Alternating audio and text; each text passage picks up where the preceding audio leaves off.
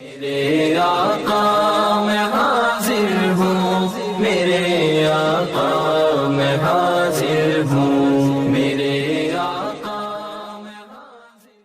بچوں کا عقیقہ کرنا یہ ہمارے نبی علیہ السلام کی سنت ہے۔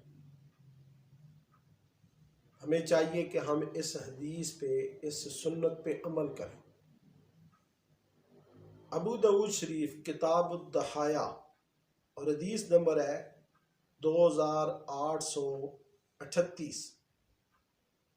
نبی علیہ السلام نے فرمایا کہ ہر بچہ اپنے عقیقے میں رہن ہے، 7ویں دن اس کی طرف سے جانور ذبح کریں، اس کا سر منڈائیں اور اس کا نام رکھیں۔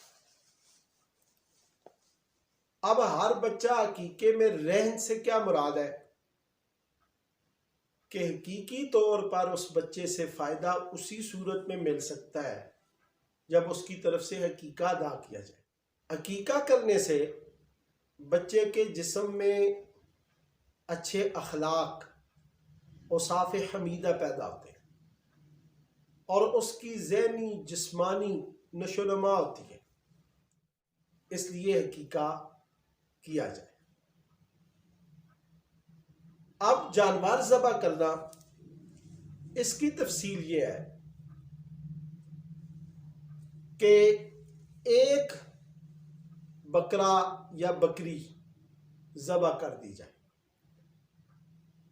کیونکہ نبی علیہ السلام، یہ ابو داؤد شریف 2841 نمبر حدیث مبارکہ ہے، حضرت عبداللہ ابن عباس اس حدیث کے راوی ہیں کہ رسول اللہ صلی اللہ علیہ وسلم نے حضرت امام حسن، حضرت امام حسین جو آپ کے نواسے ہیں، آپ کی اولاد ہیں، حسنین کریمین کی طرف سے ایک ایک جانور ذبح کیا۔